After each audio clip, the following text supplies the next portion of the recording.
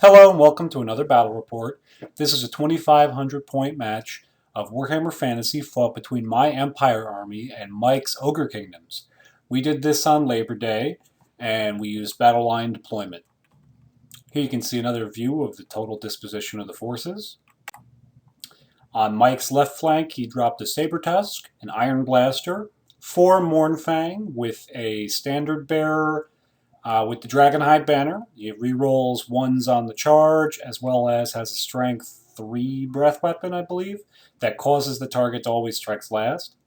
That converted scrap launcher is being proxied as another Iron Blaster because Mike wanted to see what the difference was, how much more effective it would be to have 2 of them than just the 1 that he usually runs.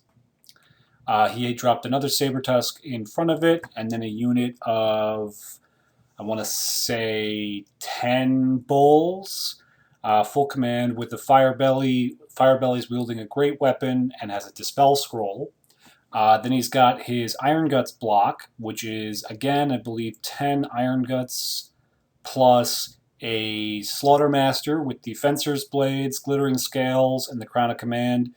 And his BSB pushed to the second rank, who's got the Rampager Standard and a great weapon. So the Slaughtermaster is weapon skill 10 with a +1 attack for dual wielding. He's got the Glittering Scales, so targets are -1 to hit him in close combat, and he's stubborn. The Rampager Standard on the BSB lets them re-roll the charge distance.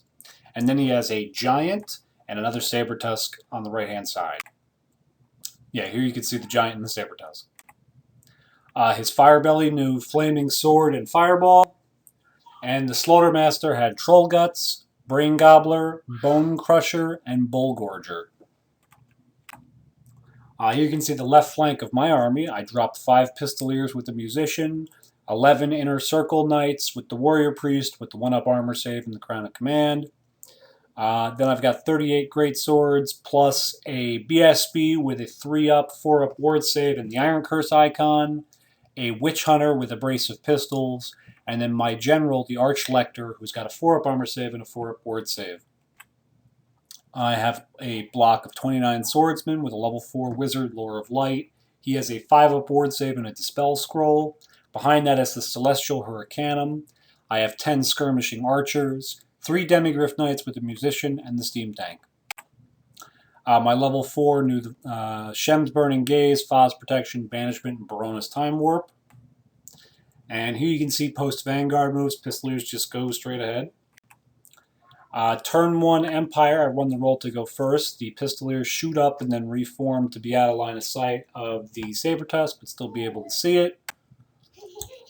The Knights move on top of that hill. The Great Swords move into the forest because they're going to be stubborn anyway, regardless of losing their Steadfast.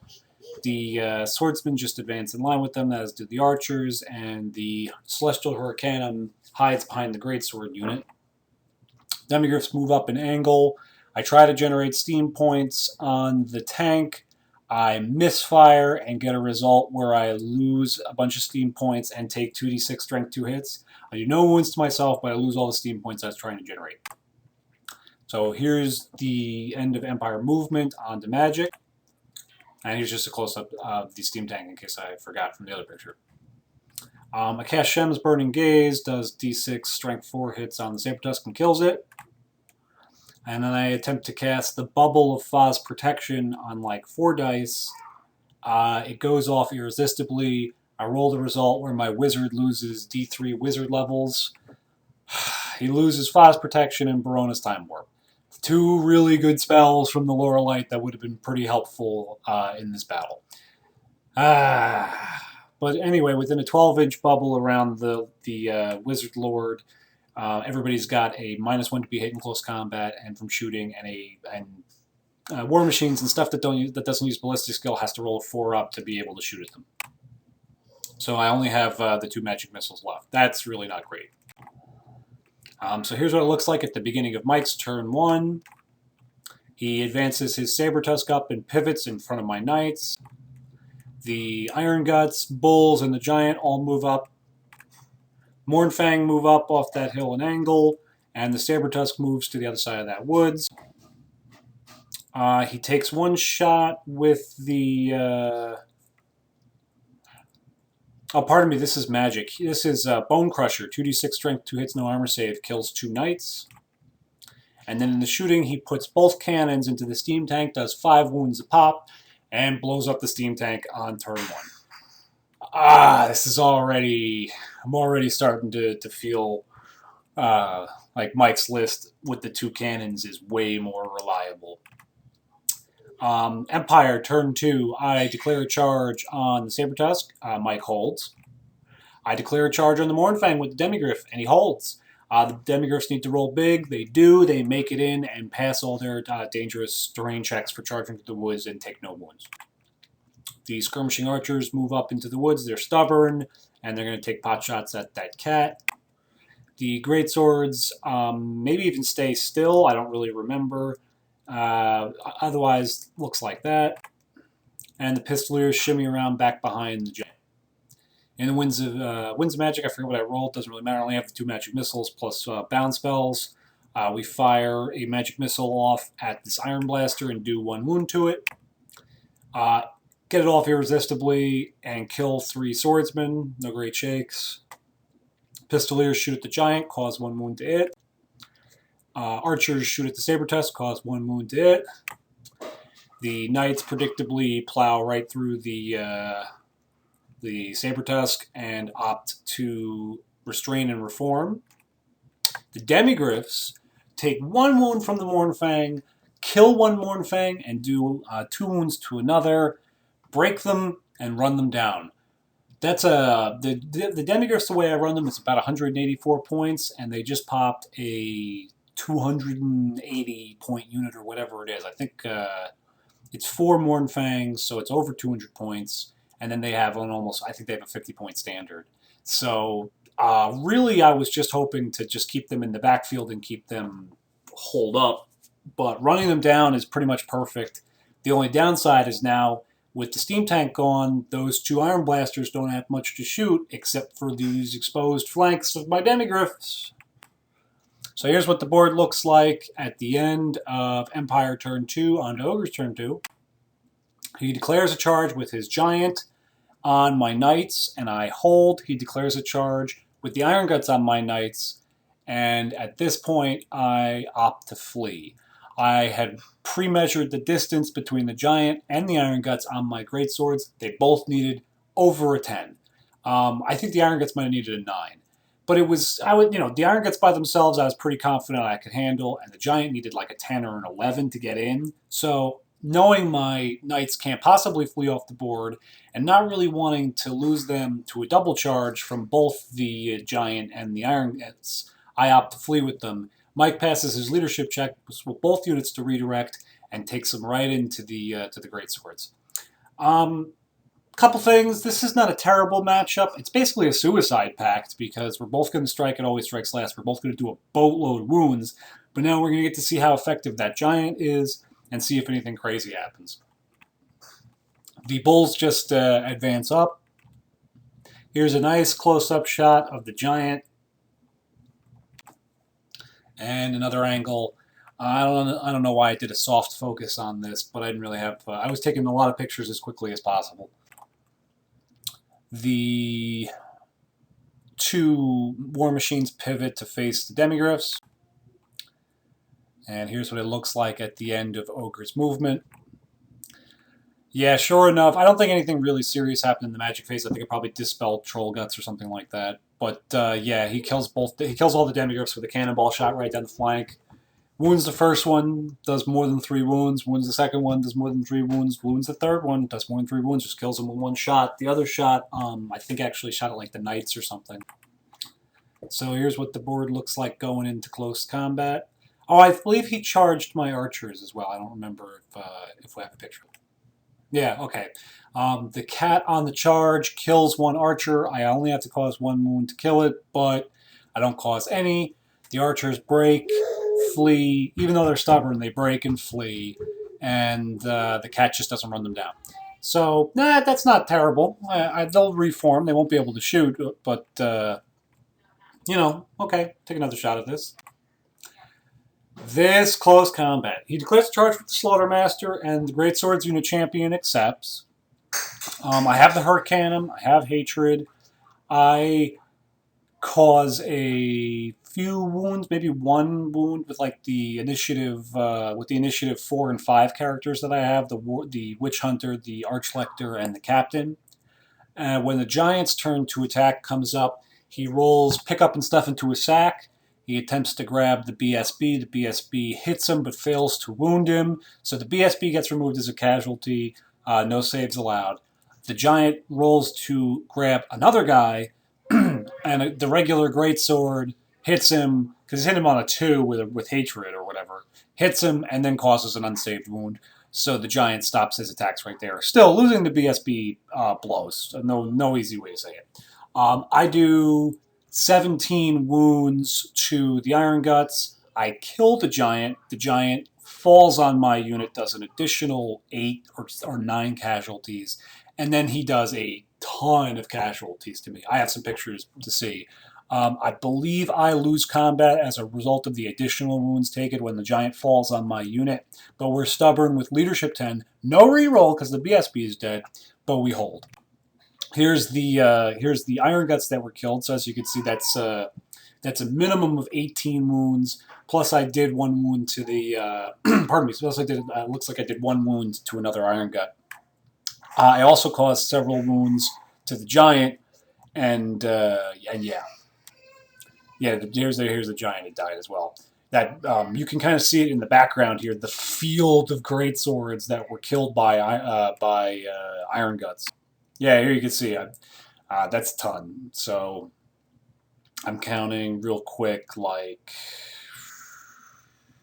20, 23 plus the BSB. Absolute bloodbath. But like I said, we're stubborn, Leadership 10, and we hold. So beginning of Empire turn 3 now, I want to say. I don't really have a good option. If I charge the Iron Guts, I'll definitely win combat from flanks and ranks and the charge and all that jazz. However, I won't be steadfast because the toe of the swordsman unit will be in the woods because the Iron Guts were further in than the edge of the greatswords.